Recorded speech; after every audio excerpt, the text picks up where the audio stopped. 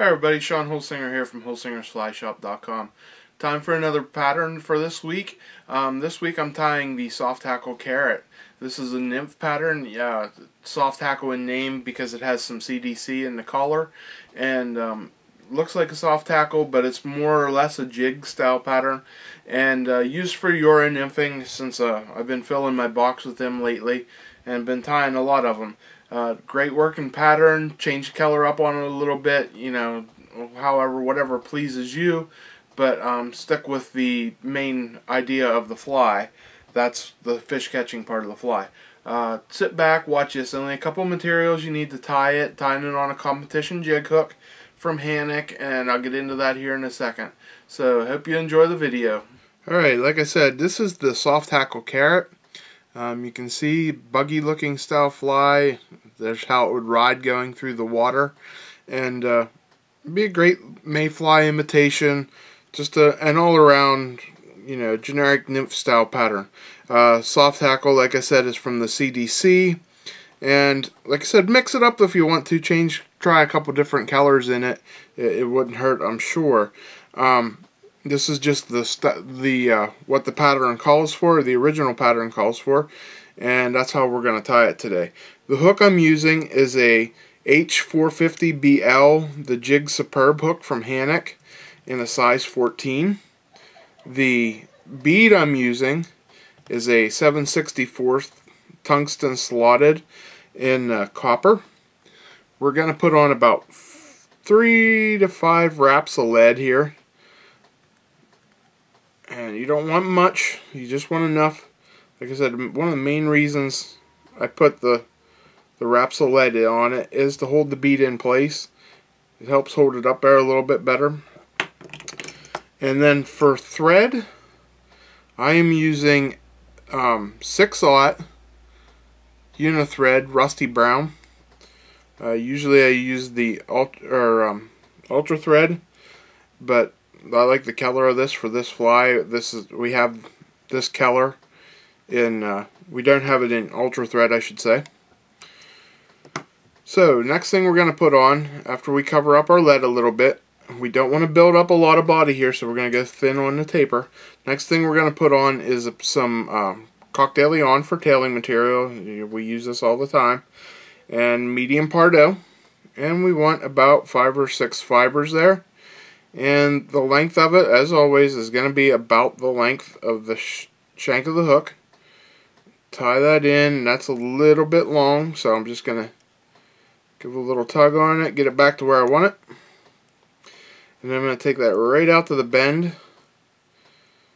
And I'm going to make one wrap right underneath it, just to make sure it stays up in the air. Okay, the next thing I'm going to put on is a piece of 6-pound or 4-pound mono. And this is going to be our counter wrap to secure it a little bit better. You don't have to use this. You could use some not lead wire, some ultra wire or something, like a gold ribbing would be fine too. That would add some extra flash to it. Okay, next thing I want to do is I'm going to take a little bit of orange thread, and what I'm going to do is I'm going to cut a fairly long piece of it, a couple inches, and there we go. And I'm just going to slide this underneath my thread and bring it up and fold it over in half. Okay, and then I'm going to take and I'm going to wrap this down. And this is going to be the rib on our fly. You can use some, if you have a thicker floss thread, but what I want is I want double the width of the 140 denier. So I want it just a little bit thicker so you're sure it's visible. And you can see here I did not build up with my thread that much. I tried to keep it thin, and that's the goal with here, is not building up too thick of a body. I'm going to put a little bit of wax on my string now so we can put our dubbing on. For the dubbing, I'm using SLF Squirrel Dub in natural gray. Just use it like a natural hare's ear or a natural squirrel dub color. We're just going to dub it on. We don't want much. We don't want this to get real thick, like I said.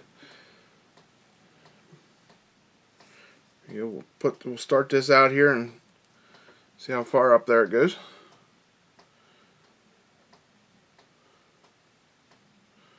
Okay, I like the squirrel dub because it comes out real spiky.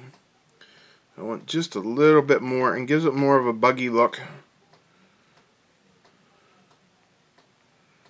There we go. And I want to leave this just right about there. See how I left a little room in between the hair and the bead.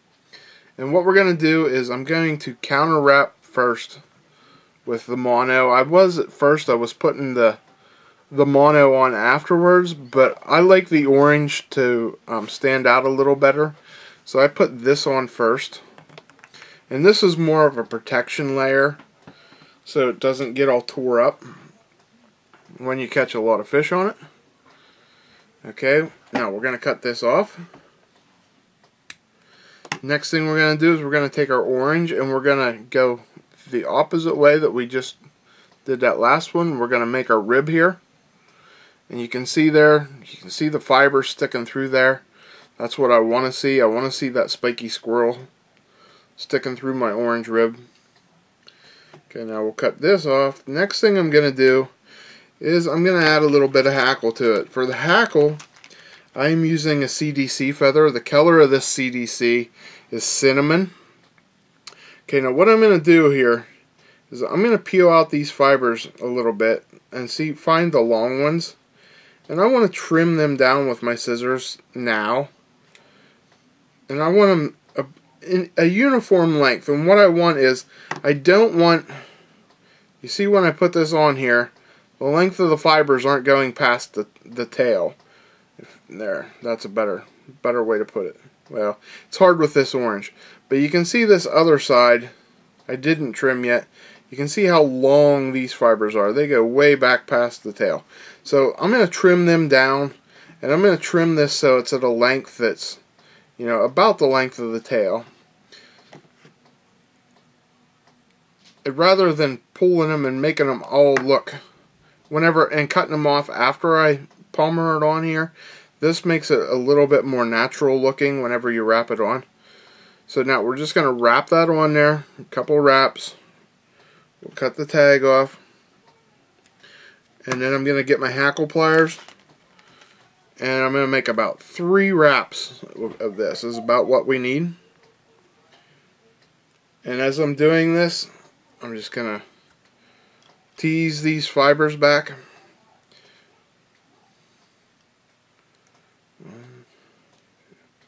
Like I said, about 3 wraps. I don't want this real thick.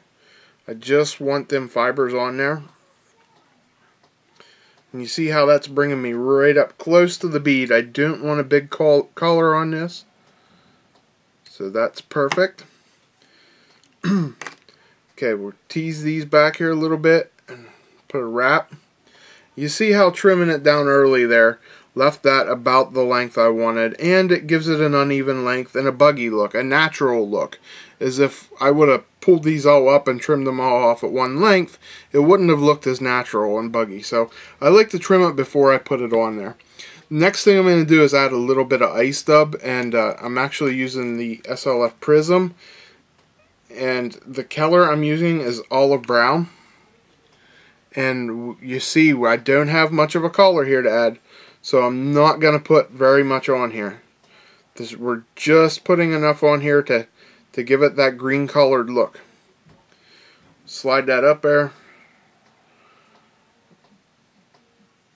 Get it wrapped in and pull just a hair off. Okay. Wrap that into place, and now we're going to tie it off. And I'm just going to whip finish right behind the bead on this. And that's all that's to it. So give this fly a try. It's not hard to tie. It's a very buggy looking fly, and it does catch fish. All the material you need to tie it, you can find at the shop at holsingersflyshop.com. And you got any questions, don't be afraid to shoot us an email. or comment on the video here. And please take the time to subscribe to our channel. We try to constantly be updating with new videos and keeping it fresh. And if you subscribe, you'll be the first to know whenever one comes out. So thanks for watching, everybody. I'm Sean Holsinger.